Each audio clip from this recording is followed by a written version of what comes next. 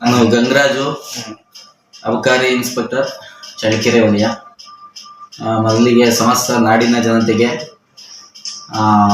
ಯುಗಾದಿ ಹಾಗೂ ರಂಜಾನ್ ಹಬ್ಬದ ಶುಭಾಶಯಗಳು.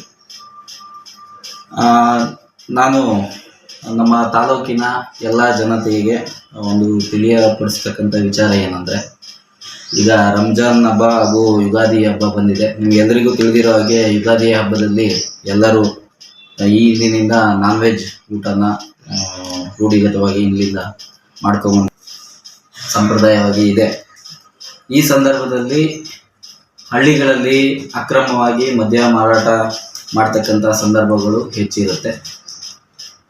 ಈಗ ನಾವು ಜನರ ಒಂದು ಎಲ್ಲರೂ ಖುಷಿಯಿಂದ ಹಬ್ಬವನ್ನು ಆಚರಣೆ ಮಾಡುವ ನಿಟ್ಟಿನಲ್ಲಿ ಅದೇ ಸಾರ್ವಜನಿಕರಿಗೆ ತೊಂದರೆಯಾಗದಂತೆ ಸರ್ಕಾರ ಏನು ನಿಯಮಗಳು ಇದೆಯೋ ಆ ರೀತಿ ನಮಗೆ ಲೀಗಲ್ ಆಗಿ ಏನು ಅಂಗಡಿಗಳು ಇದಾವೋ ಅದರಲ್ಲಿ ಕೊಂಡು ನೀವು ಸರ್ಕಾರದ ನಿಯಮಗಳಂತೆ ಬಳಸಿ ನೀವು ಹಬ್ಬವನ್ನು ಖುಷಿಯಾಗಿ ಆಚರಣೆ ಮಾಡಬೇಕು ಅಂತ. ಅದೇ ರೀತಿಯಾಗಿ ಅಕ್ರಮವಾಗಿ ಏನಾದರೂ ಮಾರಾಟ ಮಾಡಿದರೆ ವಿರುದ್ಧ ನಾವು ನಿರ್ದಾಕ್ಷಿಣ್ಯವಾಗಿ ಕ್ರಮವನ್ನು ಕೈಗೊಳ್ತೀವಿ. ಯಾವುದೇ ಸಾರ್ವಜನಿಕರಿಗೆ ಇದರಿಂದ ತೊಂದರೆ ಕೂಡ ಆಗಬಾರ್ದು. ಮತ್ತೆ ಸಾರ್ವಜನಿಕ ಸ್ಥಳದಲ್ಲಿ ಕೂತ್ಕೊಂಡು ಮಾರಾಟ ಕುಡಿತಕ್ಕಂಥದ್ದು ಸಹ ದಂಡಾರ್ಹ ಅಪರಾಧ ಆಗಿರ್ತದೆ. ಇದರಿಂದಲೂ ಸಹ ಸಾರ್ವಜನಿಕರಿಗೆ ತೊಂದರೆ ಆಗೋ ಸಾಧ್ಯತೆಗಳು ಹೆಚ್ಚಿರ್ತವೆ.